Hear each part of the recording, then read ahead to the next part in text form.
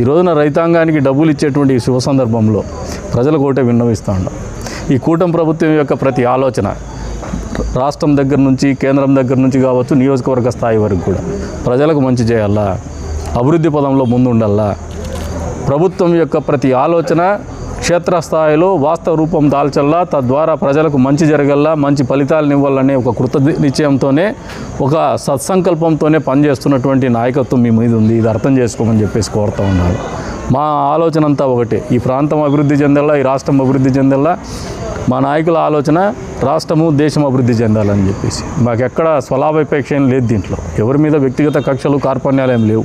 కొంతమంది హద్దు దాటి మాట్లాడిన దానికి జరిగిండే ఫలితాలు ఉంటారు. గతంలో జగన్మోహన్ రెడ్డి గారిని ఒకటి అడుగుతాను, చంద్రబాబు నాయుడు గారి దీని మీద చేస్తే ఫ్యాన్స్ ఉంటారు, వాళ్ళకి బీపీ వస్తుంది అంటారు. ఏం బాలయ్య బాబు ఫ్యాన్స్ లేరా? నీకేనా ఫ్యాన్స్? నువ్వు నవ్వుతాండవో ఏడుస్తాండవో తెలియనటువంటి ఫేషియల్ ఎక్స్ప్రెషన్ ఇచ్చి నీకే ఫ్యాన్స్ ఉంటే ఆంధ్రలో అందగాడు ఆయనకు ఫ్యాన్స్ ఉండరా? ఆయనకు ఫ్యాన్స్ ఉండరా? వాళ్ళకి బీపీలు రావా? రెండోది, చంద్రబాబు నాయుడు గారు ఒక పర్యటన పోతే ఎవరో రాయి ఇసిరితే సాక్షాత్ మీ డీజీపీ గౌతమ్ సవాంగ్ గారితో మీరు స్టేట్మెంట్ ఇప్పించింది ఏంది? ఆ రోజున వాళ్ళకి ఫ్యాన్స్ ఉంటారని చెప్పేసి, వాళ్ళ కోపం వచ్చిందని చెప్పేసి. ఈరోజు మీరు ఎవడో గీడో అని మాట్లాడితే రాదా? ఈ నియోజకవర్గంలో కూడా కొంతమంది దుబారాగా మాట్లాడుతున్నారు. వాళ్ళకు కూడా చెప్తున్నా, మేమేం తిరిగి సమాధానాలు ఇవ్వం. ఎందుకంటే ఒక స్థాయిలో ఉన్నాం, అధికారంలో ఉన్నాం, ఒక హుందాతనంతో రాజకీయాలు చేస్తున్నాం. కానీ మీరు దాన్ని వేరే రకంగా తీసుకుంటే మాత్రం దానికి పే చేయాల్సి ఉంటుంది. It is a message. I wanted to convey the message loud and clear. Police వారికి కూడా చెప్పినామన్నా, మా సహనానికి కూడా ఒక హద్దు ఉంటుంది. రాజకీయాలు మీరు గౌరవంగా మాట్లాడితే, నిర్మాణాత్మకంగా విమర్శిస్తే తీసుకోవడానికి, తప్పులు జరిగితే కరెక్ట్ చేసుకోవడానికి సిద్ధంగా ఉంటాం. అట్లా కాకుండా లైన్ దాటి దుబారా మాటలు, మీరు ప్రెస్ వాళ్ళు కూడా దుబారా మాటలు మీరు రాసినా ఓర్చుకునే పరిస్థితి ఏమి ఉండదు. మేము పీస్ఫుల్గా చేస్తాం. అంటే బెదిరించడంలో మిమ్మల్ని మీరు తప్పుడు రాతలు రాసి అనాగరికమైనటువంటి అవాంఛనీయమైనటువంటి రాతలు రాస్తే మాత్రము మీకు కూడా ఒక ఇల్లు ఉంటుంది, మీకు కూడా ఒక నివాస స్థలం ఉంటుంది, మీకు సమాజంలో గౌరవం ఉంటుంది. దానికి ఎట్లయితే భంగం వాటిల్లితే మీకు ఎంత నొప్పి పడతారో మాకు నొప్పి కలిగినప్పుడు ఏమంటే మేము తప్పు చేయకుండా మీరు నొప్పించే ప్రయత్నం చేస్తే మిమ్మల్ని ఖచ్చితంగా మా ముక్కు ముట్టుకుంటే మీ చెంప చెల్లు అనిపించే కార్యక్రమాలు ఉంటాయి. ఎక్కడ వెనక్కి పో. ఇంకోటి చెప్తున్నా, లైన్ క్రాస్ అయ్యి మాట్లాడే వాళ్ళకి చాలా చిన్న స్థాయి వ్యక్తులు, ఇంకా చాలా నేర్చుకోవాల్సినటువంటి వ్యక్తులు, ఎదగాల్సినటువంటి వ్యక్తులు, సమాజంలో నాయకులు, రాజకీయ పార్టీలు నిరంతరంగా ఉండాల. అట్లని చెప్పేసి అడ్డగోలుగా చిల్లర మాటలు మాట్లాడితే కిక్ వస్తుందేమో, కానీ ఆ కిక్కు మీకు మంచిది కాదు. Intoxication mood is not good for health. Kick అనేది కూడా అంతే చెడ్డది. మీకు మంచి చేసి కిక్కు తెచ్చుకోండి, అది మంచిగా ఉంటుంది. అట్లా కాకుండా if you are laughing at somebody's caste, ఎవరినో నిందించేసి ఏదంటే అది అడ్డగోలు మాటలు మాట్లాడేసి మీరు అడ్డగోలు రాజేస్తే పోలీసుకు చెప్తానేమో, ప్రెస్కు కూడా చెప్తాను. ఇప్పుడు పోలీసుకు మొన్నే చెప్పిన, మా సహనానికి ఒక హద్దు ఉంటుంది. అధికారంలో ఉన్నాం, ఇంకా సంయమనంగా ఉంటాం, ఓర్పుగా ఉంటాం. కానీ మా ఓర్పు కానీ సహనం కానీ మీరు పరీక్షలు పెడుతూనే పోతే మాత్రము వేరే పద్ధతిలో పరిస్థితులు చెప్పాల్సిన పరిస్థితులు వస్తే మాత్రం వెనక్కు తగ్గేదేమి ఉండదు. చాతకాంతనంగా చూసుకోవద్దండి. మేము అన్నీ తెలిసిన వాళ్ళం, విఘ్నులం కాబట్టి ఓర్పుగా ఉంటున్నాం. విఘ్నత ఉంది కాబట్టి ఇప్పటికి కూడా బ్యాలెన్స్గా పోతున్నాం. ఖచ్చితంగా వచ్చే రోజుల్లో ఆ సాంప్రదాయాలు పాటించకపోతే తగిన మూల్యం చెల్లించుకోవాల్సి వస్తుంది. తస్మాత్ జాగ్రత్త. అది కూడా లీగల్గానే చెప్తాను నేను. పోలీసు వారిని కూడా మనం చెప్పిన, మీరు ఈ రకంగా ప్రొవోకింగ్ యాక్ట్ లేకపోతే వాళ్ళకి మీరు కౌన్సిలింగ్ ఇవ్వండి.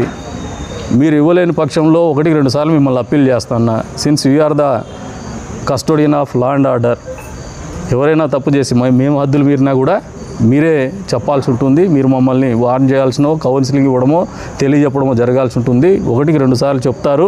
2-3 సార్ల తర్వాత ప్రతి మనిషికి కూడా కొన్ని హద్దులు ఉంటాయి. ఆ హద్దులు దాటినప్పుడు వేరే వాళ్ళు కూడా హద్దు దాటేటువంటి కార్యక్రమం జరుగుతుందని చెప్పేసి తెలియజెప్తున్నాము. అంతేకాకుండా ఈ రోజున ఈ 18 నెలల కాలంలో మీరు మాట్లాడాలనుకుంటే అభివృద్ధి మీద మాట్లాడదాం, ఈ ప్రభుత్వం చేసిన సంక్షేమం మీద మాట్లాడదాం, బహిరంగ వేదికల మీద మాట్లాడదాం, పీపీపీ విధానం గురించి కూడా మాట్లాడదాం. నిన్నటి రోజున అమిత్ షా గారు 100 సైనిక స్కూళ్ళు ఈ దేశంలో పీపీపీ మోడల్లో అనౌన్స్ చేసినారు. 1 కోటి సంతకాలు సేకరణ చేయండి. మరి ఆయనకు వ్యతిరేకంగా మీకు దమ్ముంటే, మీ జగన్మోహన్ రెడ్డికి దమ్ముంటే మాట్లాడమనండి అమిత్ షాకి వ్యతిరేకంగా. పీపీపీ మోడల్ తప్పని చెప్పేసి అప్పుడు మీ సత్తా ఏందో తెలుస్తుంది. ఇది కాదు, అసలు మిమ్మల్ని చూసి నవ్వుకుంటున్నారు. నిన్ను చూసినా, మీ నాయకుడిని చూసినా. ఒక నాయకుడు షెడ్యూల్ వదులుతాడు, రేపటి రోజునంటే ఒక 1 అవర్ కోర్టుకు కేటాయించినాడంటే. That is his attitude. మన వాళ్ళ నాయకుడు మాట్లాడతాడు, ఒక ఆయన పక్క నియోజకవర్గం ఆయన, కోర్టులో డబ్బులు కొట్టు, కేసులు కొట్టు అని. అంటే మీరు రమ్మిండే సిద్ధాంతం ఇదేనా? అందుకైనా 1 అవర్ పెట్టుకోండి మీరు షెడ్యూల్. మీ బతికే ఇదే, మీ నాయకుడి దగ్గర నుంచి మీ వరకు కూడా. ఎవరో అయిపోయింది, ఏదో మాకు 2.0 వచ్చేసింది, ప్రజలంతా మాతో ఉండారు. మొన్నటి రోజున ఏదో ఒక ర్యాలీ జరిగితే ఒక 6-7 మంది మాకు వచ్చేసినారు, అయిపోయింది ప్రజల్లో. మన రాజకీయ పార్టీకి ఒక దరిద్రం ఉంది. మనం డెమాన్స్ట్రేట్ చేయాలనుకునేప్పుడు క్యాడర్ని మనం రోడ్డు మీద తెచ్చుకుంటాం, డబ్బులు ఇచ్చి కూడా కొంతమంది తెచ్చుకుంటారు. ఆ జనాలే మీకు పెద్ద విప్లవం అని అనుకుంటే అది మూర్ఖత్వం. మీరు భ్రమల్లో పెట్టడానికి, లేదంటే ప్రజల్ని మభ్యపెట్టడానికి ఉపయోగపడుతుందేమో కానీ వాస్తవాల్లో మీ వెంట ప్రజలు లేరు. ప్రజలు ప్రశాంతంగా ఉన్నారు. ప్రజలు ఈ ప్రభుత్వం పట్ల సంతృప్తితో ఉన్నారు. చంద్రబాబు నాయుడు గారి నాయకత్వంలో ఏర్పడినటువంటి ఈ కూటమి ప్రభుత్వం ఈ రాష్ట్రంలో, భారతదేశంలో నరేంద్ర మోడీ గారి ఆధ్వర్యంలో నిర్వహింపబడుతున్నటువంటి ఎన్డీఏ కూటమి ప్రభుత్వం చేస్తున్నటువంటి ప్రజారంజక కార్యక్రమాలకు ప్రజలు పూర్తి స్థాయిలో మద్దతు తెలుపుతున్నారు. బీహార్ ఎలక్షన్స్ దీనికి ఒక ఉదాహరణ. భవిష్యత్తులో ఏ ఎన్నికలు వచ్చినా మళ్ళీ చెప్తాను, బీహార్ ఎలక్షను ఫలితాలే తిరగరాయబడతాయి, ఈ రాష్ట్రంలో రాయబడుతూ పోతున్నాయని కూడా తెలియజేస్తాను. దానికి భిన్నంగా ఏముండవు. ఇప్పటికైనా మీరు మారి రప్పా చూపిస్తా, 2.0 చూపిస్తాను. మిమ్మల్ని మేము చేసే కార్యక్రమాలు, మీ మీద చేసే దాడులు చూసి మీరు భయపడిపోవాలా అని చెప్పి బెదిరించి ఎదిరిచిపెట్టి, మామూలుగా ఓటర్లకి కాళ్ళకు కడియాలు పెడతాం, నడుము గొడ్డానం పెడతాం, ముక్కు పిల్ల పెడతాం, నెత్తిన పాపిడి పిల్ల పెడతామంటేనే ఓట్లు వేయరా ఆ పని వాళ్ళోడా. చంపుతాము, నరుకుతామంటే ఓట్లు వేస్తారా? బుద్ధి లేని నా కొడుకులారు, మారండి ఆ కొద్దిగా ఇప్పటికన్నా మారి ప్రజలకు మంచి చేస్తాము, గతంలో చేసిన తప్పిదాలు చేయము, లెంపలు వేసుకుంటున్నాము, మాకు 11 సీట్లు ఇచ్చినారు, బుద్ధి వచ్చిందని ఇప్పటికైనా